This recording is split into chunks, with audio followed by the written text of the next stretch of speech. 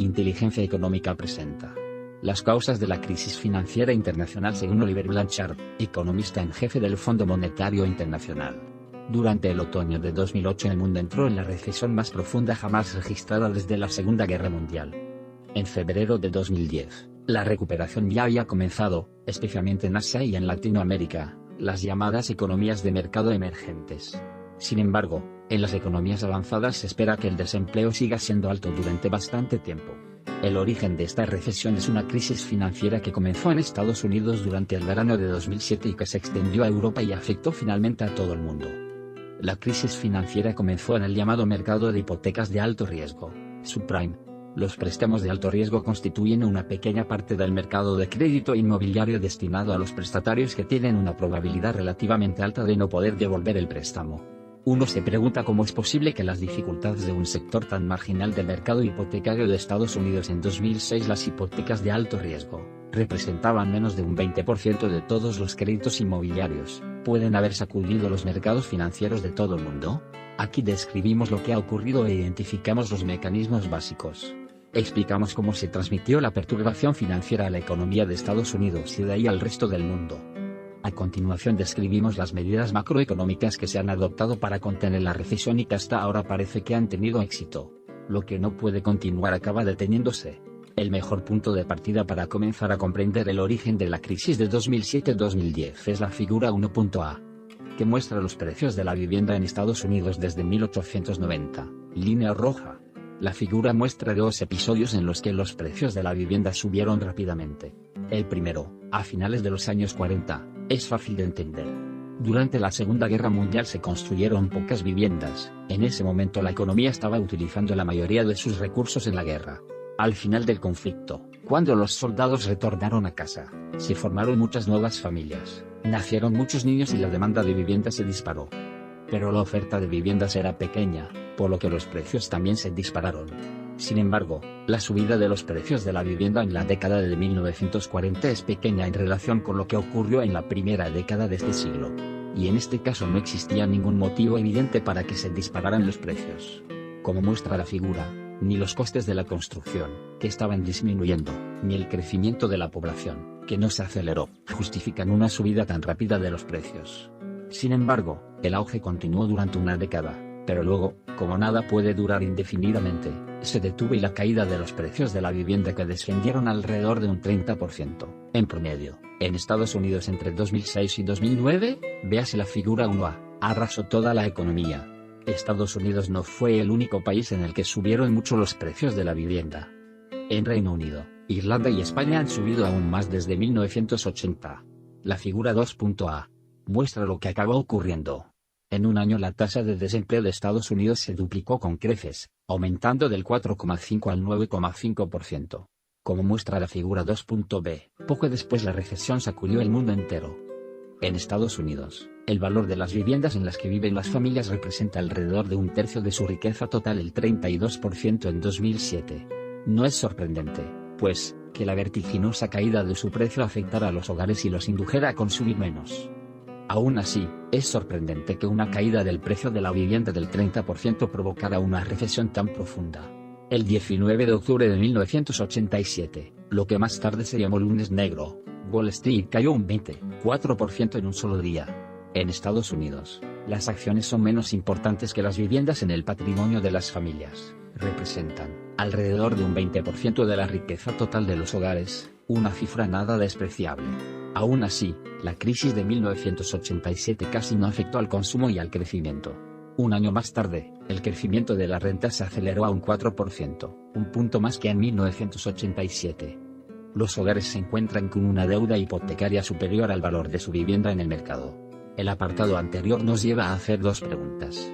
¿Por qué se disparó el valor de las viviendas después de 2000 y por qué fueron tan espectaculares los efectos de la caída de su precio? Comencemos por la subida de los precios de la vivienda.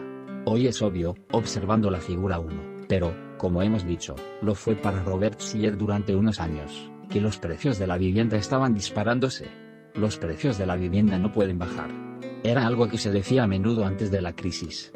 Como sugiere el título del libro de Shiller, esa euforia a menudo es irracional. La subida de los precios de la vivienda también se debió a un largo periodo de tipos de interés extraordinariamente bajos que hicieron que fuera muy atractivo pedir un préstamo para comprar una vivienda, sobre todo si se creía que la burbuja iba a continuar. La Fed mantuvo bajos los tipos de interés porque la inflación era baja. Los precios de la vivienda estaban subiendo rápidamente, pero los precios de la vivienda no entran directamente en el índice que se utiliza para calcular la inflación. Lo que entra es el coste de alquilar una casa, y este no aumentó tan deprisa como los precios de la vivienda, y en todo caso no lo suficientemente deprisa como para alterar el IPC significativamente. Así pues, los precios de la vivienda continuaron subiendo debido tanto a la euforia irracional como a los bajísimos tipos de interés. Si los precios de la vivienda se hubieran incluido en el índice que se emplea para calcular la inflación, habrían hecho que subiera y la Fed, ante la subida de la inflación, es posible que hubiera subido los tipos de interés. La burbuja inmobiliaria no habría crecido tanto. El cambio de las normas que seguían los bancos para aprobar la concesión de créditos hipotecarios, que se volvieron mucho menos estrictas, también fomentó la solicitud de préstamos para comprar una vivienda. Como consecuencia, se concedieron préstamos incluso a familias que tenían unas probabilidades relativamente altas de no poder pagar los tipos hipotecarios, los llamados clientes subprime. ¿Por qué asumieron los bancos estos riesgos? La cuestión es que no los asumieron, o al menos mucho menos que antes. Antiguamente, cuando un banco concedía un crédito hipotecario lo mantenía en su contabilidad hasta el día en que se devolvía totalmente. Por tanto, tenía muchos incentivos para no perder de vista al cliente y asegurarse de que devolvería el crédito. En cambio, hoy un banco puede reunir un gran número de créditos hipotecarios y vender el instrumento financiero que los contiene a otros inversores. Cuando un inversor, a veces otro banco, compra uno de estos títulos que contiene miles de créditos hipotecarios y se llama título con garantías hipotecarias, no puede comprobar la calidad de cada uno de los préstamos. La calidad del título es certificada por una agencia de calificación. Pero las agencias de calificación tampoco pueden comprobar cada uno de los préstamos. Como consecuencia, el control de la calidad se redujo y los bancos comenzaron a conceder préstamos con mucho menos cuidado. Como explicamos en el siguiente recuadro, la titulización es un gran invento, siempre que se haga bien. El problema no era la titulización per se, sino el hecho de que no se regulara como es debido. Si los bancos no tienen suficiente cuidado cuando conceden un crédito hipotecario, no es de sorprender que en el momento en que los precios de la vivienda comienzan a bajar, algunos hogares se encuentren con que lo que deben al banco es más de lo que vale su vivienda en el mercado. Cuando ocurre eso, los hogares, sobre todo si piensan que los precios de la vivienda nunca volverán a los niveles anteriores, tienen incentivos para dejar de pagar el crédito. En ese caso, son desahuciados, lo que significa que su propiedad es transferida al banco. Como el valor de la vivienda es menor que el valor del préstamo que se concedió inicialmente, el banco experimenta una pérdida. Sin embargo, esto aún no es suficiente para explicar lo que ocurrió. La mayoría de los hogares no entregan su vivienda cuando su precio cae por debajo del valor del préstamo bancario, a menos que ya no puedan hacer frente a los pagos del crédito. Los bancos experimentaron realmente grandes pérdidas por las viviendas embargadas, pero no las suficientes como para explicar lo que estuvo a punto de ser un colapso del sistema financiero internacional. Y una caída de los precios de la vivienda de un 30% no es suficiente por sí sola para explicar la brusca caída del consumo de los hogares de menos 3,5% a tasas anuales durante 2 trimestres consecutivos a finales de 2008. Tuvo que ocurrir alguna otra cosa que amplificara la perturbación. La titulización es un gran invento, siempre que se haga bien.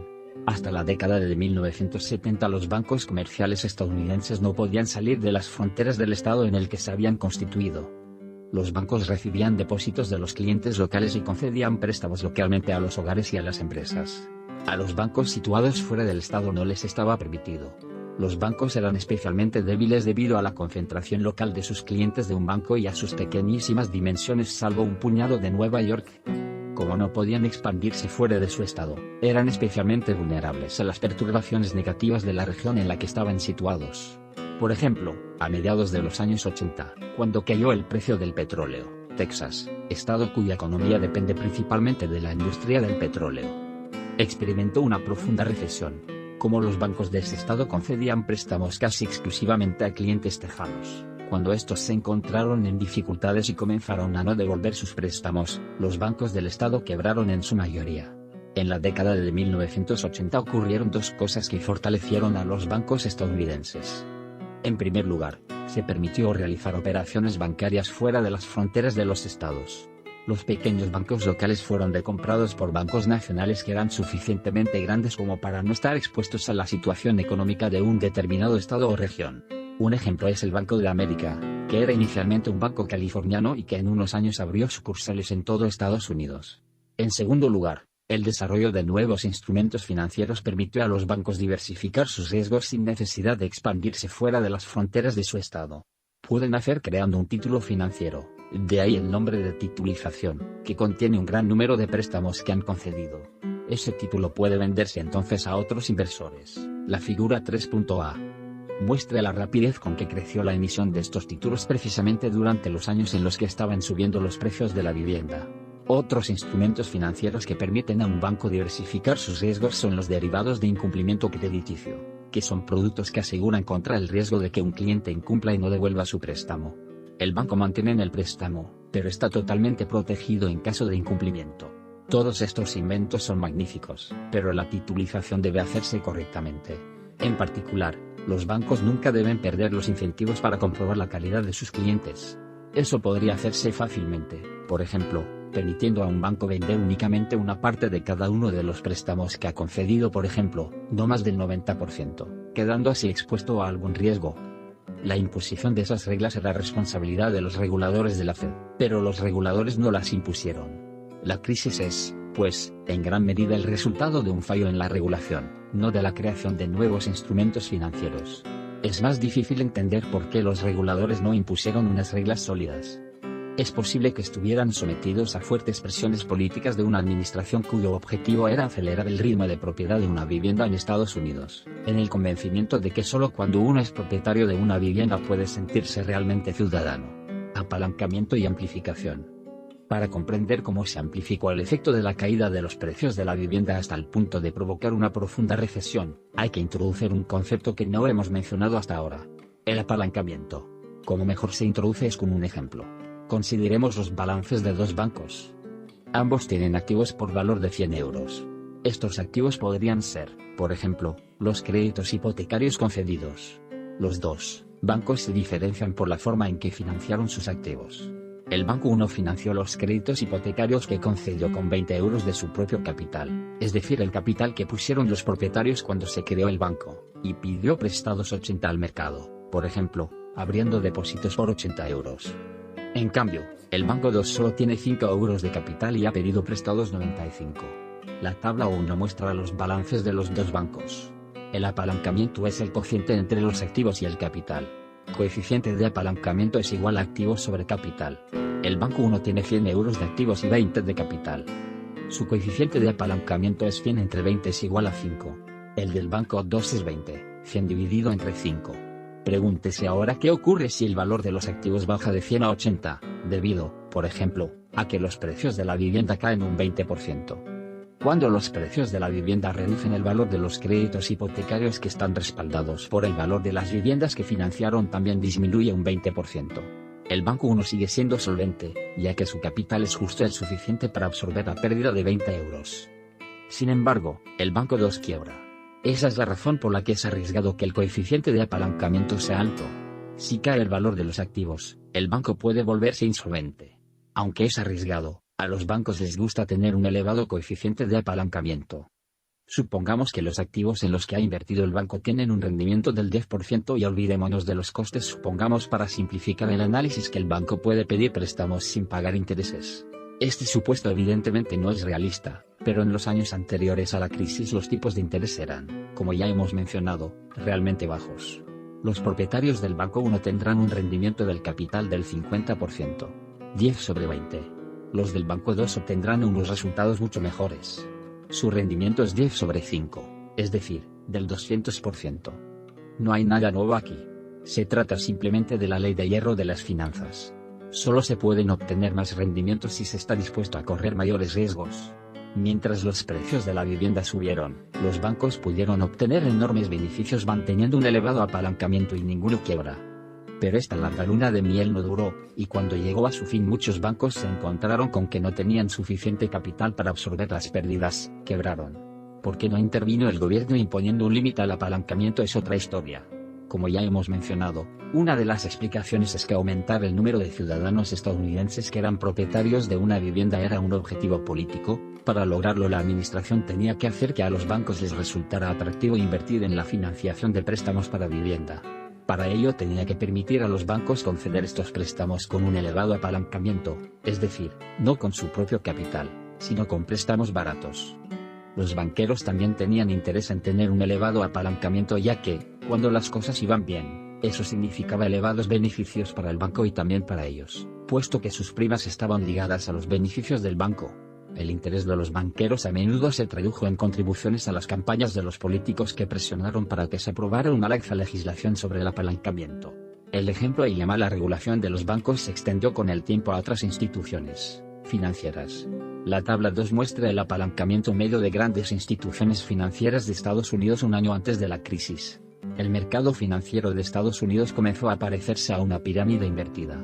Un enorme volumen de inversiones arriesgadas sobre un diminuto pedestal de capital. No es sorprendente que cuando el mercado dejó de crecer estas instituciones se volvieran muy frágiles, emitiendo derivados de incumplimiento crediticio, credit default swaps, instrumentos que hemos analizado en el recuadro titulado La titulación es un gran invento siempre que se haga bien. Algunas compañías de seguros se expusieron ellas mismas al mercado de la vivienda y cuando este se hundió y el valor de los créditos hipotecarios cayó, comenzaron a perder sin tener suficiente capital para absorber las pérdidas. Hasta ahora hemos comprendido por qué el apalancamiento es atractivo para los banqueros, pero también arriesgado. ¿Y la amplificación? ¿Por qué amplificó el elevado apalancamiento los efectos producidos por la caída de los precios de la vivienda en la economía? Cuando cayó el valor de sus activos, algunos bancos que tenían un elevado apalancamiento quebraron. Estos dejaron evidentemente de conceder préstamos. Pero también comenzaron a preocuparse los bancos que tenían suficiente capital y que sobrevivieron. Para sobrevivir habían utilizado casi todo su capital y ahora estaban vivos, pero débiles. En el ejemplo anterior el banco 1 quebró, pero el 2 salió de la crisis sin ningún capital y con un apalancamiento infinito. Los bancos como el banco 2 reforzaron su posición de 3 formas. En primer lugar, trataron de obtener más capital, pero no era fácil, ya que una crisis no es un buen momento para convencer a la gente de que invierta en un banco. En segundo lugar, redujeron la cantidad de préstamos que tenían, lo que significa conceder menos préstamos nuevos y no renovar los que podían detenerse. En tercer lugar, vendieron otros activos líquidos, principalmente acciones, a cualquier precio. El resultado fue una congelación del crédito como muestra la figura 5 y una venta de acciones a cualquier precio en la bolsa de valores. Se realizan ventas de este tipo cuando los inversores necesitan vender sus activos rápidamente y los precios caen. Estas son las principales vías a través de las cuales la crisis financiera golpeó a la economía real. La congelación del crédito afectó a la inversión y la caída de la bolsa de valores, que se sumó a la caída de los precios de la vivienda, redujeron el valor del patrimonio inmobiliario y, por tanto, el consumo. La demanda de inversión con los bancos como intermediarios. En el apartado anterior hemos afirmado que una importante vía de transmisión de la crisis a la economía real fueron los balances de los bancos. Al caer su capital, los bancos comenzaron a recortar el crédito, es decir, a dejar de conceder préstamos a las empresas, y eso afectó a la inversión. Aunque todo esto tiene sentido, está bastante lejos de la sencilla visión clásica de la inversión. Ahora ampliaremos el modelo ISLM para incluir los bancos. A nivel básico analizamos el caso de una empresa que está considerando la posibilidad de comprar una nueva máquina. Dijimos que la empresa debe fijarse en el tipo de interés. Sin embargo, no existe un único tipo de interés. El tipo de interés que reciben los ahorradores, el tipo de los depósitos bancarios, y, normalmente es más bajo que el tipo al que los bancos prestan a las empresas, el tipo aplicable a los préstamos. El tipo al que los bancos prestan a las empresas, es decir, el coste de un préstamo de un banco, P, normalmente es igual al tipo que reciben los ahorradores más un margen X. P es igual a I más X. Por tanto, cuando una empresa tiene que decidir si compra una máquina, P es el tipo de interés que tiene que mirar. La demanda de inversión depende, pues, del coste de los préstamos bancarios y no simplemente del tipo de interés, y puede expresarse de la forma siguiente. Y es una función de Y/P. El signo positivo que figura debajo de Y en la ecuación 20.1 indica que un aumento del nivel de renta real provoca un aumento de la inversión, y el signo negativo situado debajo de P indica que un aumento del coste de los préstamos bancarios provoque una disminución de la inversión. El margen X depende de dos factores. Primero, el capital de los bancos, AB. Como señalamos en el apartado anterior, los bancos quieren y a menudo necesitan mantener un nivel suficiente de capital. El nivel mínimo de capital puede establecerse por medio de la regulación o simplemente puede ser el resultado del deseo del banco de no aumentar demasiado su apalancamiento. Supongamos ahora que el capital de un banco disminuye, debido por ejemplo a que algunos de sus clientes no devuelven sus préstamos. El capital del banco absorbe la pérdida y disminuye en una cuantía equivalente a la pérdida de la cartera de préstamos. Recuérdese siempre la identidad contable. Activos del banco igual pasivos del banco o préstamos más otros activos igual capital más depósitos. Una disminución del capital del banco aumenta el apalancamiento. Para hacer frente a la disminución de su capital. Para restablecer el coeficiente inicial de apalancamiento. Como ya hemos visto, el banco tiene dos opciones: aumentar el capital o reducir los activos. Para aumentar el capital puede buscar nuevos inversores dispuestos a aportar nuevo capital. O puede vivir con el capital que le queda y reducir sus activos reduciendo el volumen de préstamos. Ambas estrategias reducen el apalancamiento del banco que había aumentado como consecuencia de las pérdidas de la cartera de préstamos. Imaginemos a modo de ejemplo que el banco 1, que tiene unos activos iguales a 100 y un capital igual a 20, experimenta una pérdida de 2. El capital se reduce a 18. Por tanto, el apalancamiento aumenta de 5 igual 100 dividido entre 20 alrededor de 5, 5 igual 100 dividido entre 18. Para que el apalancamiento retorne al nivel anterior 5, el banco puede aumentar de nuevo el capital a 20 buscando inversores dispuestos a aportar otros 2 de su dinero al capital del banco o debe reducir sus activos a 90. Para que el apalancamiento se reduzca a 5 igual 90 dividido entre 18. Como no se encuentran inmediatamente nuevos inversores, la primera reacción de un banco ante la pérdida de capital es reducir los activos reduciendo el volumen de préstamos, por ejemplo, dejando de conceder nuevos préstamos. Por tanto, cuando el capital de los bancos disminuye, la oferta de préstamos cae. Segundo, el capital de las empresas AF. Para comprenderlo, consideremos el caso de una empresa que está considerando la posibilidad de comprar una máquina cuyo coste es de €. Para comprar el nuevo equipo, pide al banco un préstamo de €. Supongamos ahora que la empresa tiene una cantidad de capital, el valor de sus máquinas y de sus plantas, el dinero en efectivo en el banco y los activos financieros que posee, etc. igual a F. El coste del préstamo bancario dependerá de la diferencia I menos AF. Para comprenderlo debe darse cuenta de que el capital de la empresa, AF, puede utilizarse como garantía para pedir el préstamo. A menudo los contratos de los préstamos especifican que si la empresa no devuelve I menos AF, el banco obtiene AF. Pero los préstamos superiores a AF no pueden garantizarse con el capital de la empresa, por lo que son más arriesgados para el banco. Esa es la razón por la que si el préstamo es superior a F, el banco cobrará un margen, X.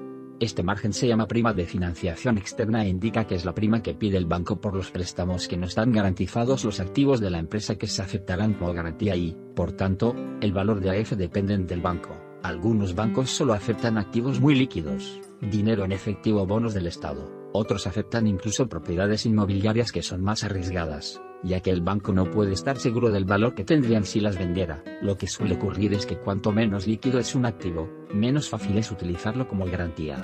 El capital propio de la empresa, AF, no solo sirve de garantía explícita al banco, también determina los incentivos de la empresa para elegir proyectos de inversión sólidos y realizarlos con cuidado.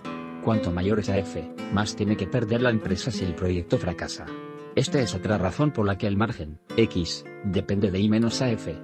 Por tanto, el margen, X, depende tanto del capital de los bancos como del capital de las empresas, por lo que podemos expresarlo de la forma siguiente. Ecuación 1. El signo negativo situado debajo de AF y AB muestra que cuando el capital de los bancos o de las empresas disminuye, el margen, X, aumenta. ¿Cómo afecta la concesión de préstamos una reducción del capital de las empresas o de los bancos? Consideremos en primer lugar una disminución del capital de las empresas, AF, es decir, una disminución de los activos financieros de la empresa que reduce el valor de las garantías que puede aportar. El margen X aumentará y, por tanto, también el coste del crédito. La concesión de préstamos bancarios disminuirá. La inversión y la producción se reducirán. Veamos ahora cómo afecta la concesión de préstamos una disminución del capital de los bancos, AB. Ya hemos visto que es probable que los bancos respondan a una disminución de AB concediendo menos préstamos. El efecto es el mismo que produce una disminución del capital de las empresas. Cualquiera que sea el nivel del tipo aplicable a los préstamos, P, una disminución de A aumentará el margen, X, y el coste del crédito para los bancos y, por tanto, reducirá la inversión y la producción. Volvamos ahora al modelo ISLM. Como la inversión entra en la relación IS pero no en la relación LM, lo único que tenemos que hacer es sustituir en la relación IS la demanda de inversión por la nueva versión que hemos descrito antes.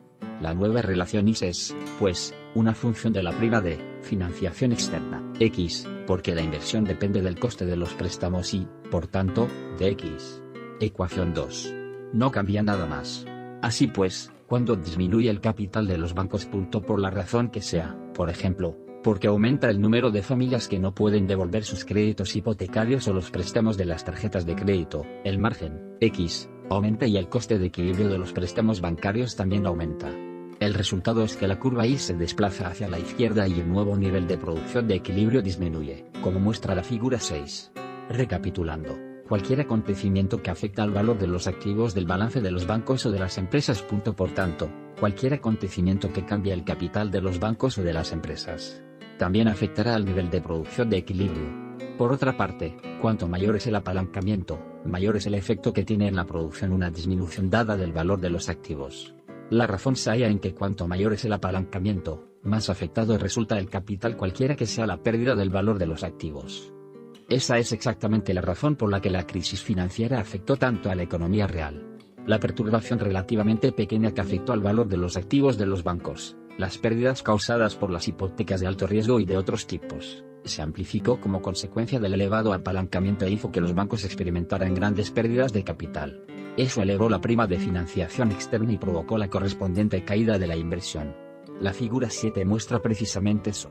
El aumento de la prima de financiación externa, que en la figura se mide por medio del margen de los bonos de sociedades, que es la diferencia entre el tipo de interés que pagan las empresas por los bonos que emiten, P, y el tipo aplicable a los préstamos, I, durante la crisis en Europa y en Estados Unidos, y la caída del gasto de inversión en 4 países. El contagio internacional. La crisis financiera que comenzó en Estados Unidos afectó rápidamente a todas las grandes economías avanzadas y a los países de mercado emergentes. La principal vía de transmisión fue el comercio. La apertura de los mercados de bienes tiene una importante consecuencia macroeconómica. Los consumidores y las empresas gastan parte de su renta disponible en bienes extranjeros. Cuando disminuye la renta disponible, el consumo también disminuye, y eso reduce tanto la demanda de bienes interiores, como la demanda de bienes extranjeros, es decir, las importaciones. Durante la crisis financiera, como los consumidores y las empresas estadounidenses dejaron de gastar, las importaciones estadounidenses cayeron. La figura 8 muestra que en solo unos meses, de julio de 2008 a febrero de 2009, las importaciones estadounidenses de bienes cayeron un 46%. Como Estados Unidos es el mayor importador de bienes del mundo, las importaciones estadounidenses representan alrededor de un 13% de las importaciones mundiales totales. Esa enorme caída representó una gran disminución de las exportaciones de los países que exportan a Estados Unidos. En conjunto, la contracción del comercio mundial en volumen, considerando tanto las importaciones como las exportaciones, alcanzó el 12% en 2009, figura 9. El contagio fue mayor en los países que dependen relativamente más del comercio exterior, por ejemplo, Alemania. Por lo que se refiere a las economías abiertas, las que tenían mayores lazos comerciales con Estados Unidos. Canadá y México sobre todo, pero también la UE y China, sufrieron más. Los efectos del contagio internacional se amplificaron en los países. En Reino Unido e Irlanda en particular, en los que sus bancos sufrieron problemas parecidos a los de los bancos estadounidenses. Respuesta de la política económica a la crisis. En este apartado, explicamos cómo se utilizó la política monetaria y la política fiscal para responder a la crisis. La figura 10 muestra los datos básicos. Los bancos centrales utilizaron la política monetaria para bajar los tipos de interés casi a cero, mientras que los gobiernos utilizaron la política fiscal para sustituir la demanda privada por demanda pública, tratando de reemplazar la caída del consumo privado y de la inversión privada por un gasto público mayor. Una parte del aumento de los déficits presupuestarios fue automática, debido al funcionamiento de los estabilizadores automáticos, como el aumento de las prestaciones por desempleo, y otra parte estuvo relacionada con medidas específicas de los gobiernos, como el aumento de la inversión pública y la reducción de los tipos impositivos. Veas el panel inferior de la figura 10. Funcionó la política económica, es decir, ¿fue eficaz la intervención de los gobiernos y de los bancos centrales en la limitación de las consecuencias de la crisis financiera para la producción y el empleo? Antes de responder a esta pregunta es necesario examinar más detenidamente la política monetaria, ya que lo que hicieron los bancos fue no solo bajar los tipos de interés a casi cero, Entonces analizamos la posibilidad de que se produzca una trampa de liquidez en el modelo ISLM. Lo vemos en la figura 11. La crisis financiera. Al reducir el capital de los bancos y, a través de esta vía, la inversión, como hemos visto en la figura 7, desplazó la curva IS hacia la izquierda. IS, antes de la crisis la economía se encontraba en el nivel de pleno empleo N. La crisis ha desplazado el equilibrio de prima. La política fiscal ha contrarrestado en parte el desplazamiento de la curva IS, llevándola a IS'. El efecto no es grande, al menos a corto plazo, debido, por ejemplo, a que la inversión pública en infraestructura, uno de los mayores componentes del programa de medidas fiscales, tarda en ponerse en marcha y en traducirse en gasto. La política monetaria desplaza la curva LM, pero cuando alcanza el M' el tipo de interés es cero y la política monetaria tradicional ya no funciona porque el tipo de interés nominal no puede descender por debajo de cero. Por tanto, la economía se encuentra en Y y lo único que puede hacer la política monetaria es esperar a que los efectos de la política fiscal desplacen aún más la curva IS. ¿Puede hacer alguna otra cosa el Banco Central? Recuérdese por qué se desplazó para empezar la curva IS. Porque la caída del capital indujo a los bancos a vender parte de sus activos, incluidos los préstamos. Eso elevó el coste de los préstamos para las empresas y el resultado fue una disminución de la inversión. Si el Banco Central interviniera y comprara algunos de los activos de los que los bancos quieren librarse, incluidos algunos de sus préstamos, el coste de los créditos no tiene por qué variar. Supongamos, por ejemplo, que el banco, tras su pérdida de capital, desea reducir sus préstamos al sector de la construcción y lo hace negándose a conceder nuevos préstamos a los constructores. Si el Banco Central está dispuesto a comprar una parte de la cartera de préstamos a la construcción del banco pagando en efectivo, el banco puede seguir prestando a este sector. En otras palabras, ofreciéndose a comprar activos a los bancos comerciales, el Banco Central puede deshacer el aumento inicial de X, la prima por financiación externa, y evitar una contracción de los préstamos. En la figura 11 la curva LM se desplaza hacia la derecha ya que el Banco Central imprime dinero para comprar los activos de los bancos, pero eso también desplaza la curva IS a IS'. El tipo de interés sigue siendo cero, pero la producción se desplaza hacia I. Esa medida se llama expansión monetaria cuantitativa. Por ejemplo, en marzo de 2009 el Banco de Inglaterra comenzó a comprar activos al sector privado. Estos activos eran préstamos que los bancos habían concedido a las empresas o bonos que habían emitido las empresas y habían comprado los bancos u otros inversores. El Banco de Inglaterra declaró que el fin de esta compra era suavizar la situación en los mercados de crédito a las empresas y, en última instancia, elevar la demanda nominal, precisamente como hemos visto en el apartado anterior. En septiembre de 2009 estos activos representaban casi todos los activos que tenía el Banco de Inglaterra, figura 12. Como el valor de los activos de un banco central es igual al valor de sus pasivos, a saber, el dinero, los activos comprados por los bancos representaban casi toda la oferta monetaria británica. Figura 13. Hasta hoy sabemos que la intervención evitó una depresión. La figura muestra la senda de la producción industrial y de las ventas al por menor desde el comienzo de la crisis. Aunque no se puede atribuir el cambio observado en el verano de 2009 únicamente a la política monetaria y fiscal, parece que los efectos de la crisis financiera han sido graves pero leves, lo cual es especialmente llamativo si comparamos la crisis de 2007-2010 con lo que ocurrió en la década de 1930.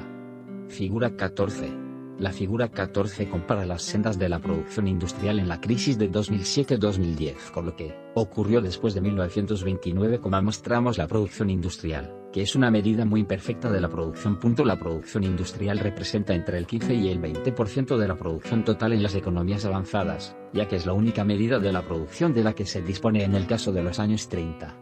Aunque la producción disminuyó, lo que ocurrió no se parece en nada a lo que sucedió después de la crisis financiera de 1929. El legado de la crisis. Mirando hacia el futuro, ¿qué legado nos dejará la crisis? El principal legado se debe al uso de la política fiscal que ha provocado un gran aumento de la deuda pública. Véase la figura 15. ¿Cómo se reducirá?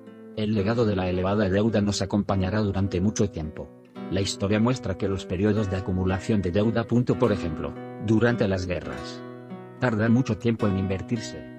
A veces una elevada deuda va acompañada de una alta inflación, ya que la inflación es una manera de reducir el valor real de la deuda. La preocupación por la inflación también se debe a la manera en que se ha utilizado la política monetaria. No solo bajando los tipos de interés a cero, sino también continuando con la expansión monetaria cuantitativa, como hemos visto en el apartado anterior. En circunstancias normales, el Banco Central habría creado más dinero comprando letras del Tesoro al mercado por medio de una serie de operaciones de mercado abierto. Sin embargo, En esta ocasión la Fed y el Banco de Inglaterra, y en menor medida el FE, han creado dinero comprando al mercado una amplia variedad de títulos que, como en el caso de los créditos hipotecarios comprados por la Fed, son mucho menos líquidos que las letras del Tesoro. Cuando estos bancos centrales decidan que ha llegado el momento de subir los tipos de interés para impedir una inflación, pueden encontrarse con que no es fácil vender sus activos al mercado. El legado de la elevada deuda y la necesidad de deshacer los efectos de la expansión monetaria cuantitativa determinarán la política económica en la mayoría de los países desarrollados durante mucho tiempo. A modo de conclusión, durante el otoño de 2008 el mundo entró en la recesión más profunda jamás registrada desde la Segunda Guerra Mundial. El origen de esta recesión fue una crisis financiera que comenzó en Estados Unidos durante el verano de 2007, se extendió a Europa y finalmente afectó a todo el mundo. La crisis de 2007-2010 tiene su origen en el mercado de la vivienda de Estados Unidos, en el que la brusca caída de los precios de la vivienda afectó a los hogares y los indujo a consumir menos. El efecto que produjo el estallido de la burbuja inmobiliaria en el consumo fue grande, pero no lo suficiente como para explicar el desastre que le siguió. Un año después de la crisis, los mercados financieros mundiales se habían paralizado. El crédito había dejado de fluir incluso a las mejores empresas y eso se tradujo en una brusca caída de la inversión. La caída de los precios de la vivienda afectó a los bancos y se amplificó como consecuencia de su respuesta al tratar de reducir los efectos que produjeron los créditos hipotecarios en sus balances. La crisis financiera que comenzó en Estados Unidos afectó rápidamente a todos los grandes países avanzados y países de mercado emergentes. Una de las vías de transmisión fue el comercio. Al dejar de gastar los consumidores y las empresas estadounidenses, las importaciones de Estados Unidos y el comercio mundial se hundieron. Se adoptaron medidas monetarias y fiscales para reducir los efectos negativos en la recesión. Una parte del aumento de los déficits presupuestarios fue automática, debido al funcionamiento de los estabilizadores automáticos, como el aumento de las prestaciones por desempleo, y otra está relacionada con las medidas específicas adoptadas por los gobiernos, como los aumentos de la inversión pública y la reducción de los tipos impositivos. Cuando la economía mundial salga de la recesión, quedarán dos legados. Las medidas monetarias expansivas se traducirán en un aumento de la inflación y las medidas fiscales expansivas provocarán un aumento de la deuda pública en todas las economías avanzadas. Gracias por su atención. Olivier Blanchard, economista en jefe del Fondo Monetario Internacional.